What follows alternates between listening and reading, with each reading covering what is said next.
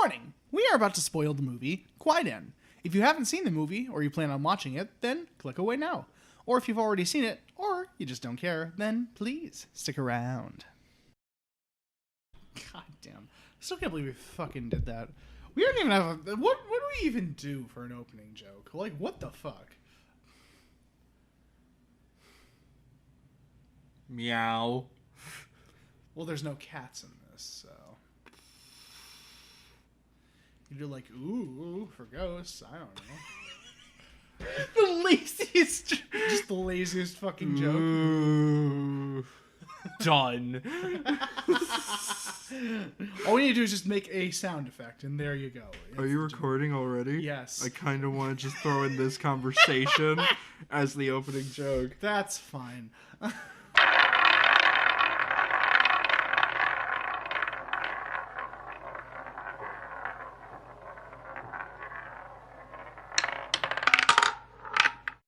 Hello, everybody, and welcome to Cinema Roulette. So yeah, I'm just trying to think of banter, and there's nothing really I can say related to the film, unless we just want to bullshit around for a minute.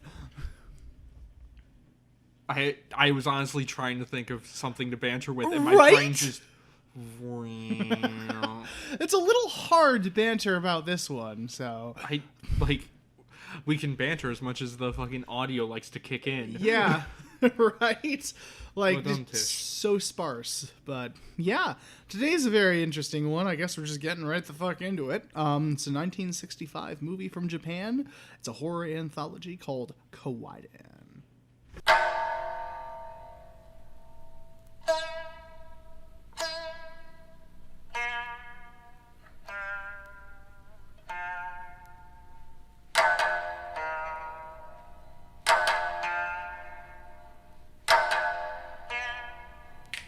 That rhymed. I feel happy about that. That's why I'm going to cut and just do Kwaidan. But yeah, so this movie is probably going to be a short episode. It's not going to be like was the movie Enemy we thought was going to be short, or the one Enemy after was that? Pretty short. Enemy and Jacob's Ladder were both pretty short. Yeah, they're both pretty short, but this one might be even shorter, so we're sorry, guys. If it's shorter than Jacob's Ladder, we're releasing them the same day or something. Okay, I'm not against that. Yeah. Oh, but then we moved the movies off the odd list again. Oh, well, okay. Such a nice pattern. I know. We'll figure something out. I might do a deal. Wait, is this episode 69? Jacob's Ladder was 69. Nice. Yeah. I don't know if we said nice during that one. I did, I think, when I started the recording, but I don't think we said it in the episode, sadly. So Cameron, retroactively add nice to Jacob's Ladder episode. Okay. Episode 69. Nice. I have the maturity of a 2-year-old. Anyway. Maturity's overrated. Who's really mature anyway? So. But yeah, this is an anthology film with 4 different stories and 3 hours to spare. Yes, it's not a short movie. It's actually 3 hours long.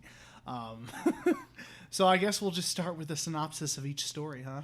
I guess we can go story by story type deal. All right, we'll go story by story, sure, yeah. First is The Black Hair. Okay. So, a samurai... There is a samurai who lives with his wife, and they are both very poor. The wife makes weavings. If I remember, she like sews or weaves. So yeah, I think it's weaving. Yeah. To make, I think she's making rope because that's what we see later hanging around. But he leaves her because he wants to marry a royal, or like an emperor's daughter or something. Because they're in poverty, and he's kind of sick of being in poverty. So he's like, oh yeah, I'm just gonna go where I can be well off. And he leaves her like a fucking asshole. He's like, I'm going to go be rich. And then he gets with the emperor's daughter, and she's kind of boring. She's just very cold and does nothing all day. Yep.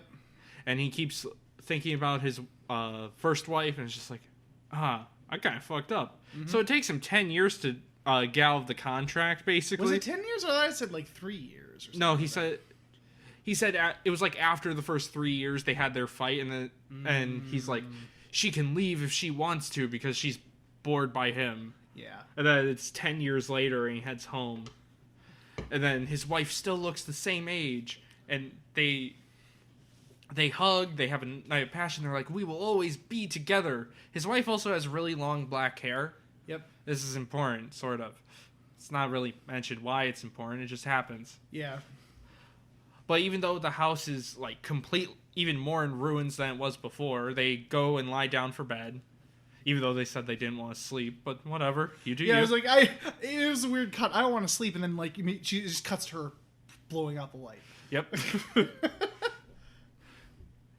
But he wakes up and he finds his wife is a skeleton, still with the hair, and slowly he starts aging faster and faster as the hair tries actively to attack him. He's locked in the room. He gets out of the room. He gets out of the house, but is now like because before he had short hair and still looked like a samurai, but when he wakes up, he has long black hair, and then it grays. He grows wrinkled. Yeah, by the time he's getting older and older. yeah, by the time he's out of the house, it's pure white hair. He's covered in warts and and wrinkles, and then the hair attacks him and presumably kills him.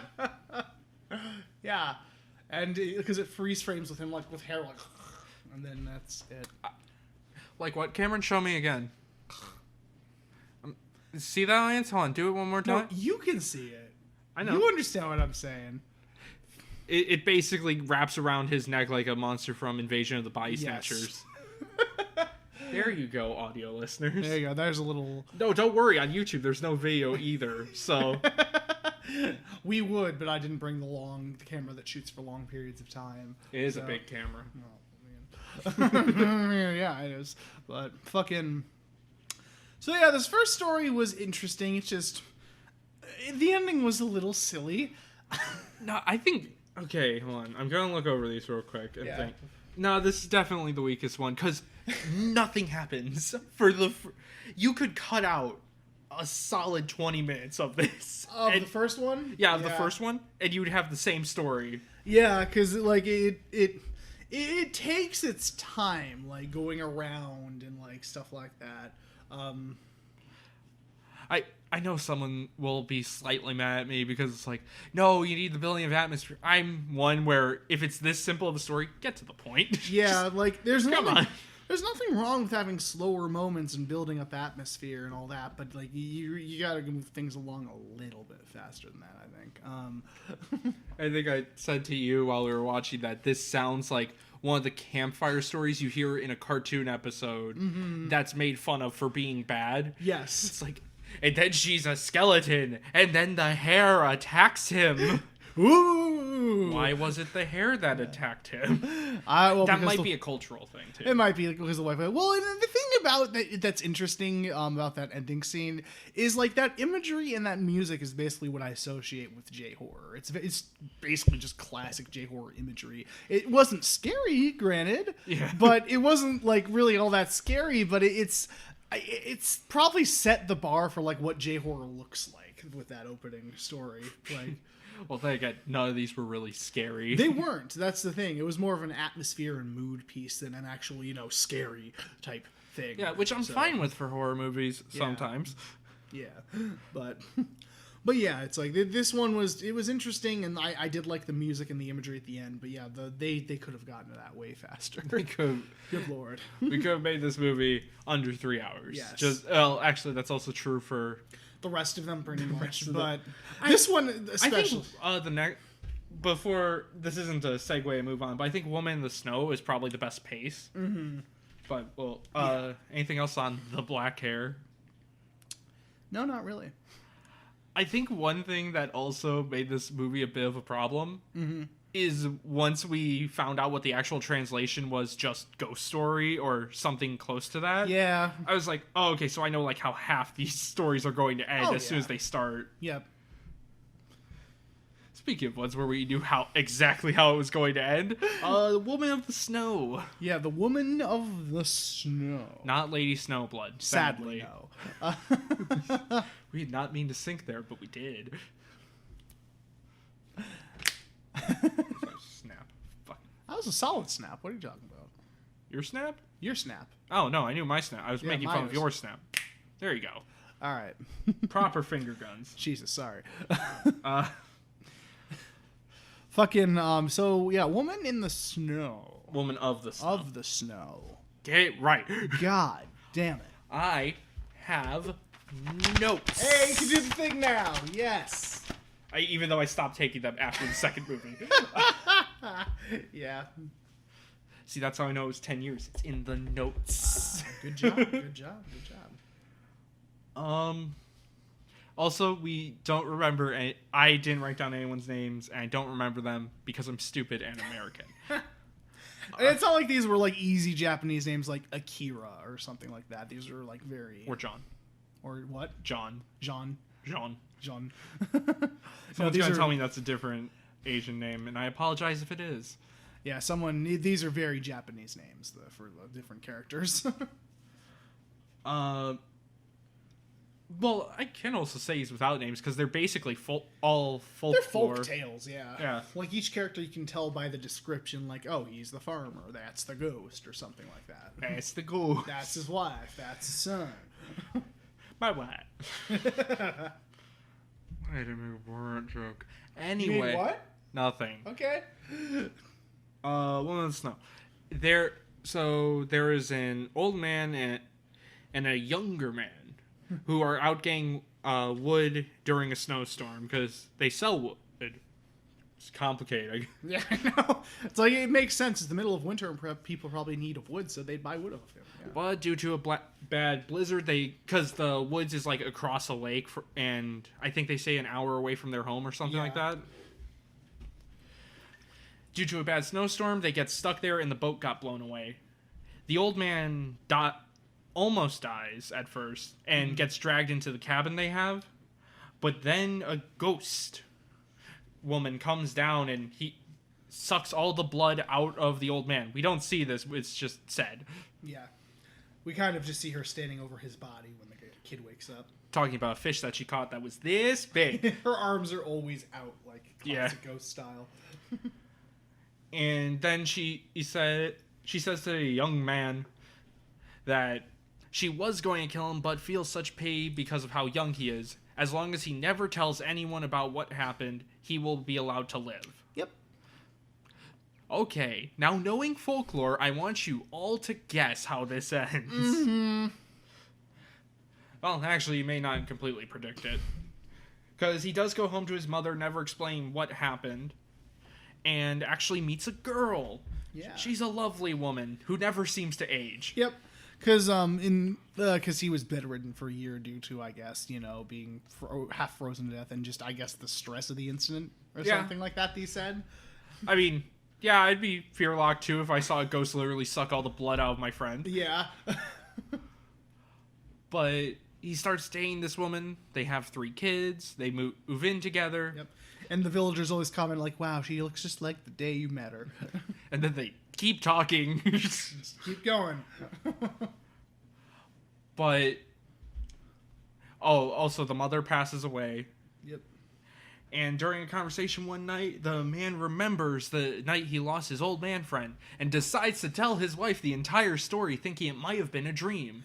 Yeah, because he says that he basically forgot about it. Oh no, it's because she looks like the ghost lady in the lighting that she was in. He reminds us wow, it reminds me of this, and then he spills the beans. He says the entire story that she's like, that was not a dream. But instead of killing him, she says, I can't do it in front of these kids. If they ever complain to you once, then I will come back and kill you. Mm-hmm. And then the story ends. Yep. Yeah, so his wife was the ghost all along. This probably also, besides best pacing, probably has the best imagery. I just love the imagery in it, yeah. Like, the eyes in the sky is so creepy and unnerving. This one goes way more surreal than the previous story did, and it's really cool, the effects and stuff. Like, the images of the snow and, like you said, the sky eyes and all that was just really cool. Yeah, the woods are, like, this perfectly symmetrical place. Yeah. I did see reviews saying that the look of artificiality was 100% intentional. That's what I read earlier, too, yeah. I was like, okay, that's interesting. Mm-hmm. I don't know why you'd go for that, but it's an interesting look. Yeah, well, it works, especially with the more surreal style they went for in this story. Yeah, so just all the back paintings of the sky and all these shorts look so cool and vibrant. It does, yeah. Instead of just going for blue sky, there's mixes of, like, blood red or bright yellow and orange. Points it's like green in the sky with the eyes. Yeah, and stuff like that. I like how you can see at one point you see the eyes form with the clouds, like they come together and then become an eye. It's just really cool. It's just really cool. That's probably my favorite out of the bunch. Same. Like, sure, the ending's a bit obvious, and it kind of ends really abruptly, frankly. Yeah, you were expecting to at least see him try for another couple of years, but that just ends there, and then intermission. Yeah, I was where the intermission went. And something that I was thinking, too, like, wouldn't it be interesting because she didn't get revenge on him for the sake of their children or something? Because he had ghost children, technically. But Danny Phantom. Yeah. But wouldn't it be interesting if, like, she left and then, like, years later when, like, these children were all grown up and, like, he got old, all of a sudden they turned on him for revenge? Or they say something like, I miss mommy, and she just appears. I did make the joke too, because she completely walks out of the home during a snowstorm, and doors open. I was just like, what if one of the kids is like, Daddy, I'm cold? Just hard turns around, comes back at him. Because it shows that shot of her slowly walking off into the eye or whatever. Yeah. Daddy, it's cold! Just turn around, just slowly walk back. Oh, shit. No, I don't even imagine slow walk back, just like speed running, but still with her arms out. Yeah, so... Speed running, as opposed to slow running. Yes. Known as walking. Good job.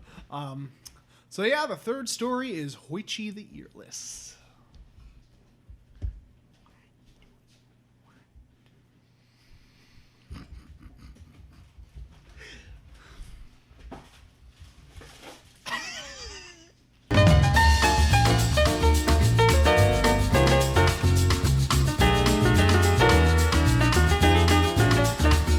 What was the title of this one again? Well, I already said it, but it was Hoichi the Earless. I was about to say Hoichi the Killer, but I didn't. No, that's Ichi. Ichi the Killer. It's Hoichi the Earless. Hoichi the Earless. A blind man who plays... Oh, they said the name of the goddamn instrument like 6 times. Keep talking, I'll look it up. But, he was a monk, right? Yes. Buddhist monk, because they say Buddha, so I'm assuming. Yeah, well... No, I think they were Indian or Hindu. Hindu. Yes, Hindu monks praising Buddha, yes. My favorite. A blind Buddhist monk a blind Buddhist bard. There we go. That's it, a bard, yes, technically. He sings... oh, damn it, there's a word for it when you sing about a battle, or you sing... A ballad. Is it a ballad? I think it's for storytelling? Yeah, for storytelling, I'm pretty sure it's a ballad when you say tell a story, yeah. Yeah. He sings ballads of a famous battle, and we hear this ballad for good 10 minutes. Yeah, the Battle of Dan-no-Ura. It's a biwa is the instrument. A biwa. A biwa. He plays the biwa, singing ballads, and then he gets, unbeknownst to him, invited by ghosts to go sing. Who turn out to be the people from the battle. Yeah, because they want to hear the stories. Yep. And I think he's also told to tell no one that he's doing this. Yeah. And they lie to him saying that they are actual emperors or... Yeah, saying that, like, we are actually, like, a group. It's like this big court or something like that, so... But, again, of course, he doesn't know because he can't see. Yep, he's blind, so they trick him. But once his friends... he tries going out during a storm, so all his monk friends try to go find him and realize, oh, you were singing to ghosts. Because the head monk becomes worried. He confronts him about it earlier. He's like, why are you going out late at night, man? And he's like, oh, it's just to take care of things. I'm sorry I worried you, blah, blah, blah. He's like, oh, okay, because it was just regular nights. But, like, it tipped him off that he's like, wait a minute, what'd you left? He's like, wait, it's the middle of a thunderstorm. Like, go after him. Yeah, it's pouring out. Someone go get him. Yeah. But since people know about the ghosts, that means they're going to horribly murder him. Yes. So they cover him in protective symbols, like every inch of his body, except his ears. Yeah, because they forgot the ears. It's a holy passage of love or something like that. Yeah, he needs to sit silently. Sit silently. You could not have timed that more perfect. That was beautiful. Oh my god. The Heart Sutra. It's a sutra is the passage. Oh, okay. The Heart Sutra. You want to say it one more time for fun? The Heart Sutra. Okay. Well, he has to sit there silently and not move so the ghost can't see him. Yep. However, since they forgot his ears, the ghost says, "Oh, he left his instrument and his ears." Of course, he has become nothing but ears. Obviously. That's odd. I'll just take the ears back to show I did my job, and literally rips his ears off. Yep. Which just pointed out to me, fun fact, a 7-year-old has enough strength to rip your ears off. The average 7-year-old has enough strength to rip off a human ear. Just so you know. A rogue 7-year-old could make you earless. Yep. Be prepared. Be prepared. No, we're in the new Lion King. There's no singing. Is there really no musical? Oh, they cut that part out. They cut out "Be prepared" and made it just kind of a sonnet. That's fucking bullshit. Yeah, it is. Wow. All right, that's moving on. $200 million for that. Fuck off, Disney. And then he sings for an actual court that may be ghosts. That maybe they hint that like, oh, we could, because the ghost could be hidden in there. Because the monks become super paranoid after the last incident. Obviously, I mean, I think that would worry anybody really. But yeah, he just says he will continue to play, Yeah. so he does. Yeah, because he becomes infamous because of the story of what happened got passed down. So get attacked by ghosts and make millions of dollars. That is the Pretty moral much. of the story. Get your ears ripped off, and you'll just make loads of money. This one is definitely one that could have been cut down a Oh, lot. Dear Lord, this one I especially noticed. Like, the first two, okay, I can see some of the slower pacing, but this one especially, they could have cut so much out of this. Like how much we hear of the same ballad. Well, even that didn't bug me. It was just all the stuff, like, going around the monastery, of them, like, going throughout his daily life and all that. Like, they could have just cut a lot of those scenes, really. Yeah. It's like, here...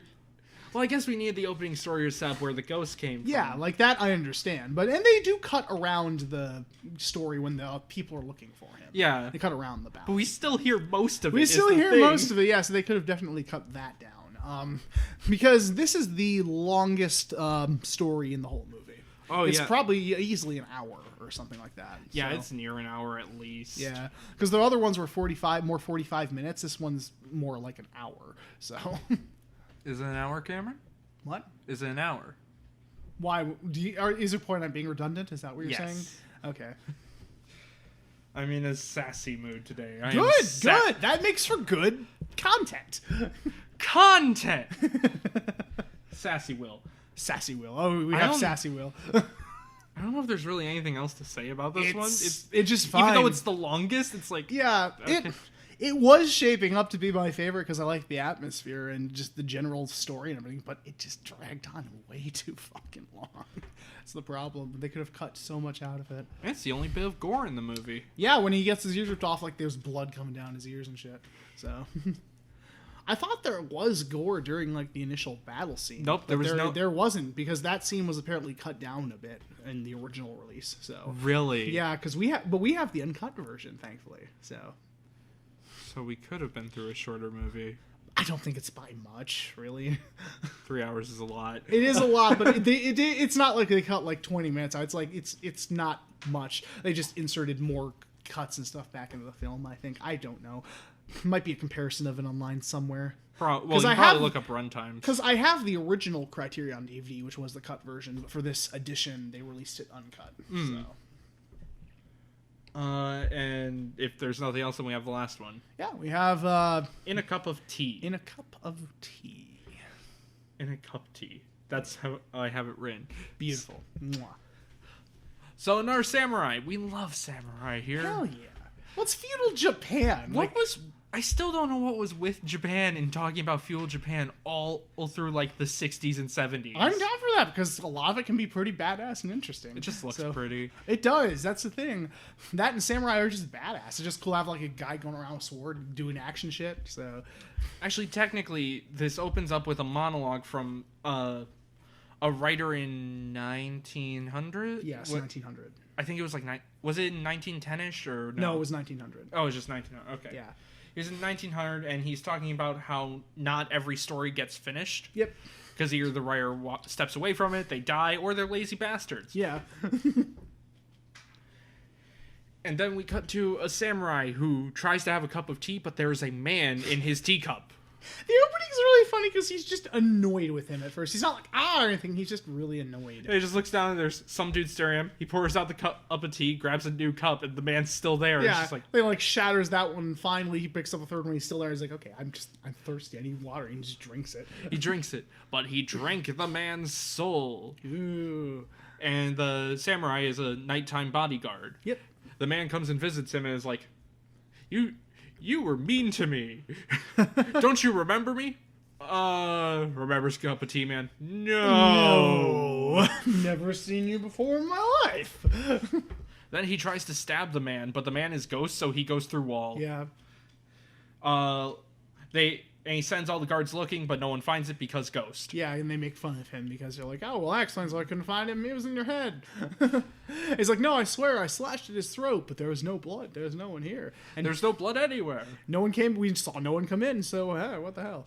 You're just probably stupid. I still love the one guy who was just, even after everyone was like, ah, it's fine. He's just like, where is he? He's so fast, and like runs out the gate. And they just kind of look at maybe if it's something, or just probably just like, yeah. Should we stop him? Yeah, No. just let him go. He's being enthusiastic. He's having fun. And then Huey, Dewey, and Louie the Samurai show up. It's just the same. It's just these three different people in like red, green, and yellow. I think it was Blue. Yeah, blue, red, green, and blue. Yeah. Yep. And they're like, so our master's mad at you because you cut his throat and he's recuperating. You tried to stab him. Rude. And he'll come on the 16th of next month. He will come and get his revenge. Yeah. The samurai does not appreciate this and tries to kill the messengers, but they are also teleporting ghosts. Yes. He does manage to stab them, but they just come right back. Then they come right back. And then we cut back to the author, or where he apparently never finished the story. Yeah. And even his publisher comes in to read the book and finds a little passage that says the author couldn't think of what the ending should be and feels that the editor or someone else should write the ending. Up. Yeah, it's just like, you could probably do a good ending better than I can come up with. Yeah, go ahead and do it. But his mate is there and goes to get the publisher a glass of water. But in the pot of water is the author. Dun, dun, dun. And then it ends. Yeah, that's the end of the movie. That's the end of the movie and that story. And yeah. I also don't know how this one's just so short. It's like I can't be mad at it in any way. It's like, no, it was there, that it was not, that I was done. It's probably my second favorite story, honestly. Really? I don't know. Like, I liked Hoichi the Earless, but it just dragged on, and the first one was definitely the weakest. Yeah. But I'd say this one's my second favorite, honestly. Yeah, that makes sense. Because, like, this one, too, I just liked, especially the fight scene at the end, I liked how they played with the shadows and them disappearing and all that. Oh, yeah, because he actually he realizes he can't hit them because they teleport, but their shadows stay, so he stabs at them to know where they are. Yeah. Because, again, I really liked Hoichi the Earless, but it just dragged on too long to really hold my attention. That's its only downfall, because Hoichi the Earless was shaping up to be either my favorite or second favorite, but it just went on. So yeah, that's the synopsis. Those are all the different stories in Kwaidan. Now where? What would you say is your second favorite? Second favorite, I'd probably agree with you. It's in a cup of tea. Yeah. And then Hoichi, and then the first one would be the first my order. So the first one's so silly. I love the hair monster too, of how it bounces. Like I think we thought of cooler ideas too, like the hair becomes the room or something like that. Well, when it's in the dark, it looks like it was like vines around the room, but then they just got rid of it. Yeah, but I was thinking like maybe like arms come out of the hair and it's like this weird creepy monster or something. I don't know, that would have been cool. But just know the hair flies around and chokes him. Japan, I don't know what your deal is with pale women with long black hair, but I think you have an issue. It can be really creepy when done right. I mean, it can be creepy. It's just, it's done a lot. It is done a lot, but it's like, The Ring is one of the most famous Japanese horror monsters for a reason. So is The Grudge. So is The Grudge, yes. Another pale child with long black hair. Don't worry, Cameron. We don't have to watch that movie. Excuse me. I actually want to watch the original Grudge, so. I like being terrified, too. That's why I go into a room full of bees. You son of a bitch. What'd you call my mother? Hold on. Mom. Mom. Cameron's calling you a bitch. I never said that. I said he was a son of a bitch. And who am I the son of?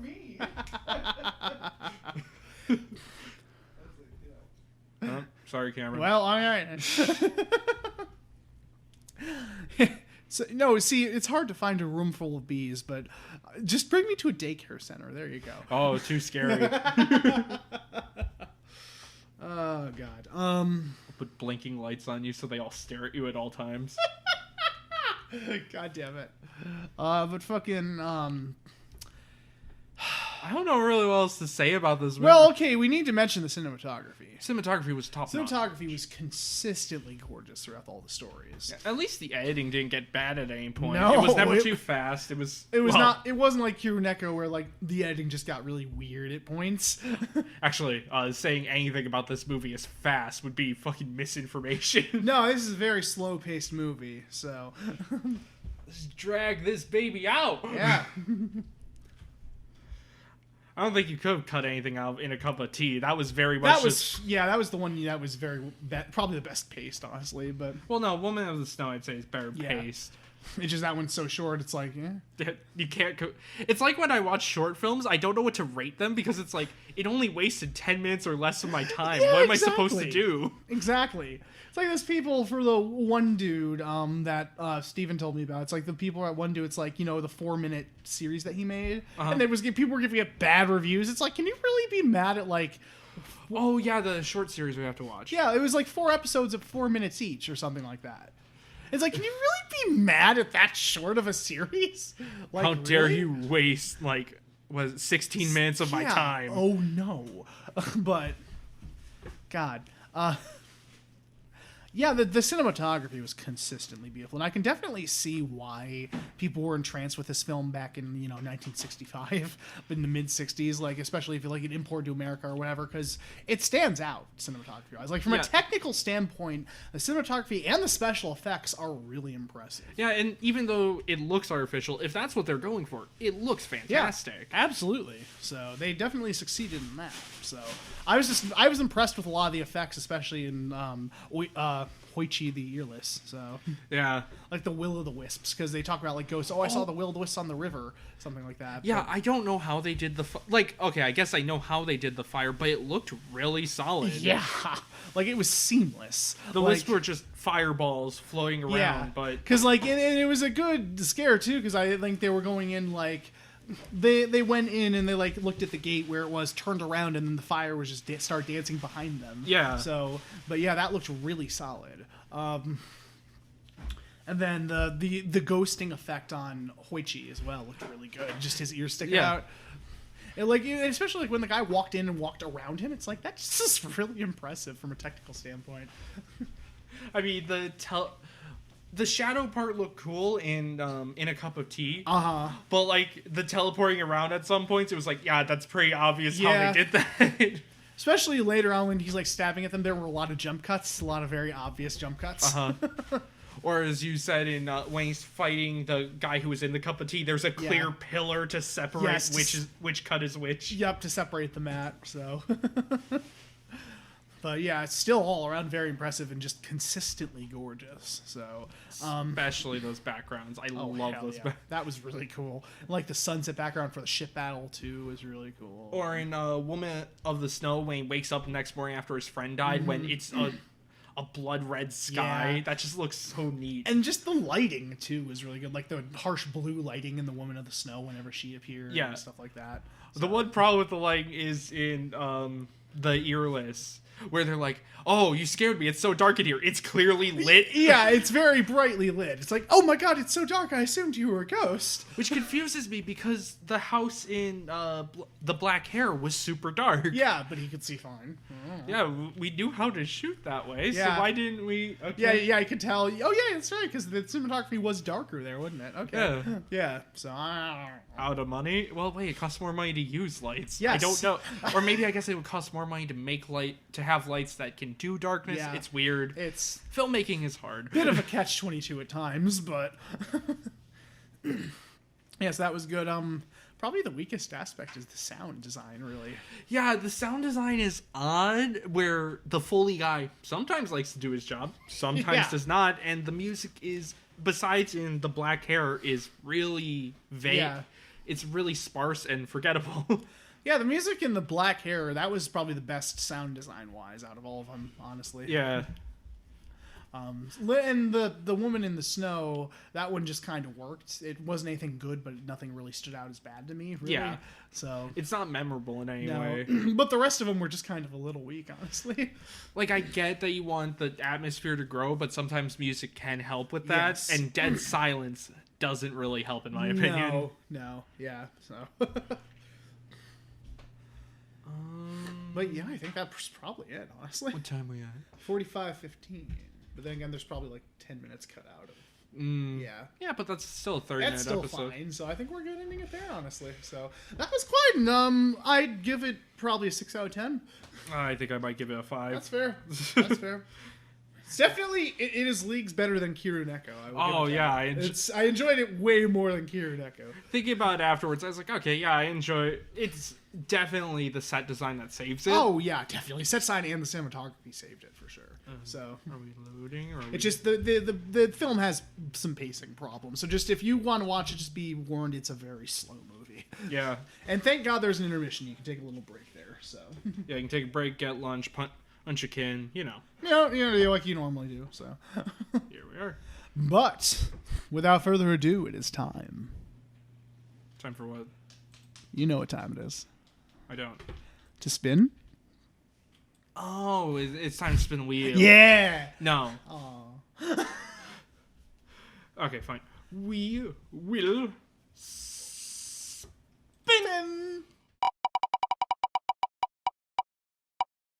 Okay. What we get? We're doing 5 Fingers of Death, which means we did all 4 categories again. For once. Nice. What is 5 Fingers of Death again? That is a director's favorite. What is the movie, I mean? It is 5 Fingers of Death. Which is? A movie. About? 5 Fingers of Death. Oh my god. I know nothing about this film. I picked it because the cover looked cool. Hey, that's fair. Is it from the 70s, or? Yeah, I think it was 70s. Is that the one I think of? I may have seen bits of this. Don't look at it. Just send the goddamn episode. All right, God, fine. But thank you so much, everybody, for listening to Cinema Roulette. We will catch you next time for probably the second half of Invaders Zim, yeah? Or we're on the movie at this point. One of the two. But, yeah, thank you to our live studio audience over there. Say hi, live studio audience. Hi, yay! The live studio audience was there, just nothing was funny. Oof. But I did, yes. yeah, well, you did good. So You did a good job. We're proud of you. Okay, end the damn episode. Okay, goodbye, guys.